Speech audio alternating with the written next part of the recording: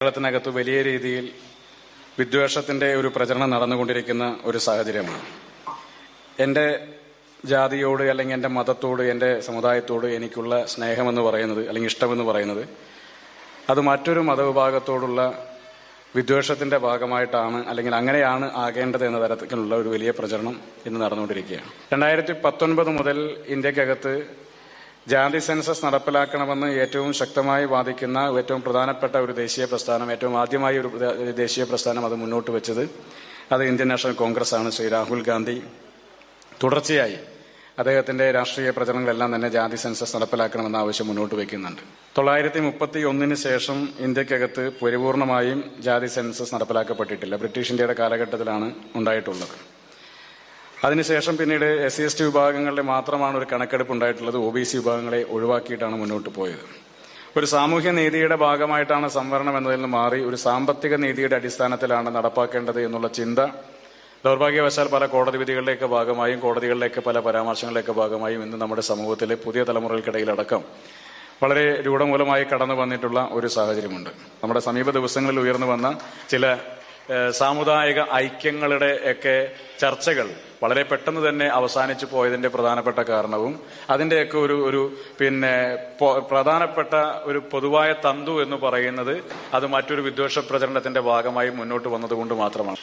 ഏറെ ബഹുമാനരും ആദരണീയരുമായ ഈ ഗുരുമാനവീയം പരിപാടിയുടെ സംഘാടകരും സഹപ്രവർത്തകരും, ഞാൻ കുറെ കൂടി നേരത്തെ ഈ പരിപാടിയിൽ പങ്കെടുക്കാൻ എത്തിച്ചേരാൻ സാധിക്കുമെന്നാണ് പ്രതീക്ഷിച്ചിരുന്നത്. പക്ഷേ 1-2 പരിപാടികൾ നേരത്തെ ഏറ്റതുമായി ബന്ധപ്പെട്ടാണ് സമയം വൈകുന്ന ഒരു സാഹചര്യം ഉണ്ടായത്. ഈ പരിപാടിയിൽ പങ്കെടുക്കാനായിട്ട് തീരുമാനിക്കുന്നതിന്റെ പ്രധാനപ്പെട്ട ഒന്ന്, ഇതിന്റെ ഭാഗമായി ഉന്നയിക്കപ്പെടുന്ന ഏറ്റവും പ്രധാനപ്പെട്ട മുദ്രാവാക്യം മതവിദ്വേഷത്തിനെതിരെ ഗുരുമാനവീയം എന്ന പേരിൽ സംഘടിപ്പിക്കപ്പെടുന്ന ഈ പരിപാടി ഇവിടെ സാമുദായിക സാഹോദര്യം നിലനിർത്താൻ ജാതി സെൻസസ് നടപ്പിലാക്കണം എന്നുള്ള അടക്കമുള്ള ഏറ്റവും പ്രസക്തമായ ഒരു മുദ്രാവാക്യം മുന്നോട്ട് വെച്ചുകൊണ്ടാണ് സംഘടിപ്പിക്കപ്പെടുന്നത് എന്നുള്ളതുകൊണ്ടാണ്. ദൗർഭാഗ്യവശാൽ ഇന്ന് കേരളത്തിനകത്ത് വലിയ രീതിയിൽ വിദ്വേഷത്തിന്റെ ഒരു പ്രചരണം നടന്നുകൊണ്ടിരിക്കുന്ന ഒരു സാഹചര്യമാണ്. എൻ്റെ ജാതിയോട് അല്ലെങ്കിൽ എൻ്റെ മതത്തോട് എൻ്റെ സമുദായത്തോട് എനിക്കുള്ള സ്നേഹമെന്ന് പറയുന്നത് അല്ലെങ്കിൽ ഇഷ്ടമെന്ന് പറയുന്നത് അത് മറ്റൊരു മതവിഭാഗത്തോടുള്ള വിദ്വേഷത്തിന്റെ ഭാഗമായിട്ടാണ് അല്ലെങ്കിൽ അങ്ങനെയാണ് ആകേണ്ടത് എന്ന തരത്തിലുള്ള ഒരു വലിയ പ്രചരണം ഇന്ന് നടന്നുകൊണ്ടിരിക്കുകയാണ്. സാമുദായിക സംഘടനകൾ ഒരുമിക്കുന്നതും സാമുദായിക സംഘടനകളൊക്കെ ഒരു പൊതുവായ ആശയത്തിന് കീഴിലേക്ക് കടന്നു വരുന്നതിലൊന്നും സംസ്ഥാനത്തിനകത്ത് ആരും തന്നെ തടസ്സമുണ്ടെന്ന് കരുതുന്നില്ല. പക്ഷേ ആ ആശയം അതേത് തരത്തിലുള്ളതാണ് എന്നുള്ളതാണ് ഏറ്റവും പ്രധാനപ്പെട്ട ഒരു പ്രശ്നം. എല്ലാ സാമുദായിക സംഘടനകളും ഒരുമിക്കുകയും എല്ലാ സാമുദായിക സംഘടനകൾ സാമുദായിക വ്യത്യാസങ്ങളില്ലാതെ മനുഷ്യർക്ക് വേണ്ടി പറയുകയും മനുഷ്യന്റെ തുല്യതയ്ക്ക് വേണ്ടി പറയുകയും ആ തുല്യതയിൽ ആരെങ്കിലുമൊക്കെ താഴെ നിൽക്കുന്നുണ്ടെങ്കിൽ അവരെ കൈപിടിച്ചുയർത്തുന്ന ഒരു പോസിറ്റീവായിട്ടുള്ള ഒരു രാഷ്ട്രീയം മുന്നോട്ട് വെക്കുകയും ചെയ്യുന്ന ഒരു സാഹചര്യമാണ് നമ്മുടെ സംസ്ഥാനത്തുണ്ടാകുന്നതെങ്കിൽ അത്തരമൊരു സാമുദായിക ഐക്യത്തെ ആരും തന്നെ എതിർക്കുമെന്ന് പ്രതീക്ഷിക്കുന്നില്ല.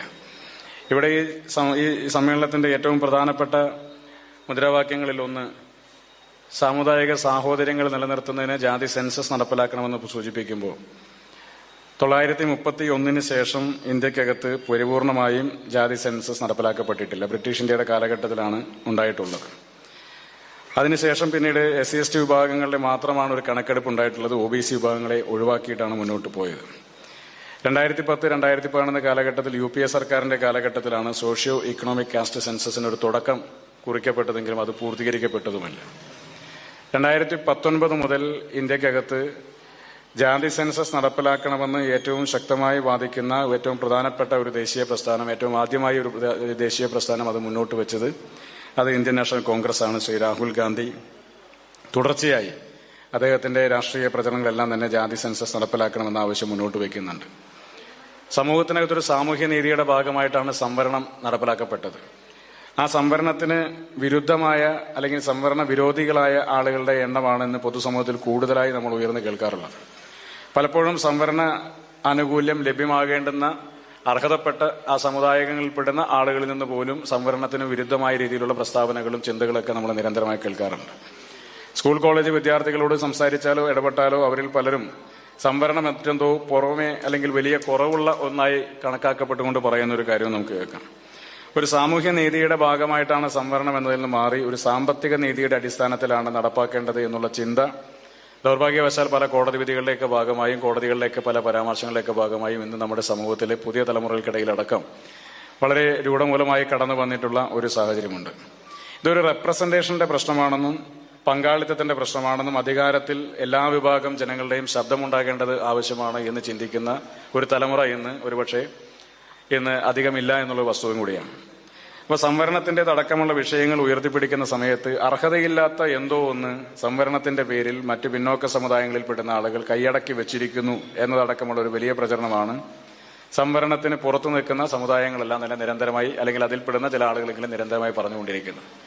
അപ്പോൾ ഈ സംവരണത്തിന്റെ ഭാഗമായും സംവരണത്തിന്റെ ഭാഗമല്ലാതെയും ഈ പറയുന്ന അധികാരത്തിന്റെ പങ്കാളിത്തത്തിന്റെ വിവിധ മേഖലകളിൽ എല്ലാ വിഭാഗങ്ങൾക്കും തുല്യമായ പ്രാതിനിധ്യം ഉറപ്പുവരുത്തപ്പെടുന്നുണ്ടോ എന്ന് പരിശോധിക്കാൻ ജാതി സെൻസസ് നടപ്പിലാക്കുക എന്നുള്ളതല്ലാതെ മറ്റൊരു മാർഗമില്ല. ഏതെങ്കിലും ഒരു സമുദായം അനർഹമായ ഒന്ന് സംവരണത്തിന്റെ ഭാഗമായി കൈവശം വെച്ചിട്ടുണ്ടെങ്കിൽ കൂടി ഈ ജാതി സെൻസസിലൂടെ കൃത്യമായി പുറത്തു വരും. അപ്പൊ ജാതി സെൻസസ് എന്തെങ്കിലും നടപ്പിലാക്കണമെന്ന് നിരന്തരമായി ഈ രാജ്യത്തിനകത്ത് കോൺഗ്രസ് ഒക്കെ ആവശ്യപ്പെട്ടിരുന്ന ഘട്ടത്തിൽ അതിന് വിരുദ്ധമായ സമീപനമാണ് കേന്ദ്ര സർക്കാരിന്റെ ഭാഗത്തുനിന്നുണ്ടായിരുന്നെങ്കിൽ കൂടി സമീപകാലത്തായി ജാതി സെൻസസ് നടപ്പിലാക്കാൻ വേണ്ടി മുന്നോട്ട് വന്നിട്ടുണ്ട്. അത് എപ്പോൾ പൂർത്തീകരിക്കപ്പെടുമെന്നും അതിന്റെ സ്ഥിതി എന്താകുമെന്നുള്ളതിനെ സംബന്ധിച്ച് വ്യക്തതക്കുറവാണ് എങ്കിൽ കൂടി ജാതി സെൻസസ് നടപ്പിലാക്കുന്നത് ഇവിടെ സൂചിപ്പിക്കുന്നത് പോലെ സാമുദായിക സാഹോദര്യം നിലനിർത്തുന്നതിന് ഇന്നത്തെ കാലഘട്ടത്തിൽ പല തെറ്റിദ്ധാരണകളും ഒഴിവാക്കുന്നതിനും അതോടൊപ്പം തന്നെ പല തെറ്റായ വിദ്വേഷ പ്രചരണങ്ങൾക്ക് അന്ത്യം കുറിക്കുന്നതിനും അന്ത്യം കുറിക്കുന്നടക്കമുള്ള കാര്യങ്ങൾക്ക് ഗുണകരമായി മാറും എന്ന ഒരു പൊതുബോധ്യത്തിന്റെ കൂടി അടിസ്ഥാനത്തിലാണ് ഇന്നത്തെ ഈ യോഗത്തിലേക്ക് പങ്കെടുക്കാൻ വേണ്ടി ഇവിടേക്ക് കടന്നു വന്നത്. ഞാൻ തുടക്കത്തിൽ പറഞ്ഞത് ഒരിക്കൽ കൂടി ആവർത്തിക്കുന്നു. വലിയ രീതിയിലുള്ള ഒരു വലിയ വിദ്വേഷ പ്രചരണം നടന്നുകൊണ്ടിരിക്കുന്ന ഒരു കാലഘട്ടമാണ്. മനുഷ്യരായി ചിന്തിക്കാൻ പലർക്കും സാധിക്കുന്നില്ല എന്നുള്ളതാണ് പ്രധാനപ്പെട്ട പ്രശ്നം. ഒരു ലെവൽ പ്ലേയിങ് ഫീൽഡിൽ നിന്നുകൊണ്ട് എല്ലാവരും തുല്യരായി നിൽക്കുന്ന ഒരു സാഹചര്യത്തെപ്പറ്റി പലപ്പോഴും ചിന്തിക്കാൻ വേണ്ടി സാധിക്കുന്നില്ല.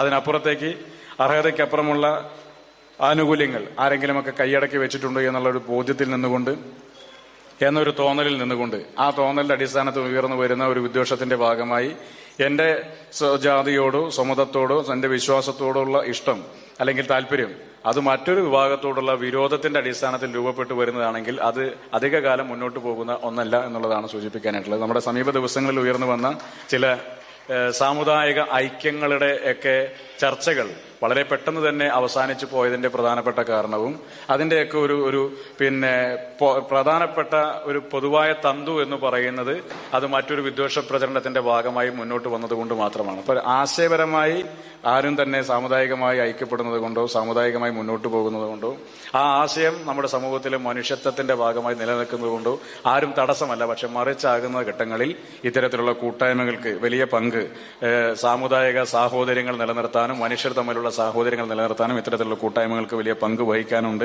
എന്ന ബോധ്യത്തോടു കൂടി തന്നെ ഈ സഹോദര സമ്മേളനത്തിലേക്ക് കടന്നു വന്ന എല്ലാവരെയും സംസ്ഥാന യൂത്ത് കോൺഗ്രസ് കമ്മിറ്റിക്ക് വേണ്ടി അഭിവാദ്യം ചെയ്യുന്നു. എല്ലാവിധ പിന്തുണകളും ഭാവങ്ങളും നേർന്നുകൊണ്ട് എന്റെ വാക്കുകൾ ചുരുക്കുന്നു. നന്ദി, നമസ്കാരം.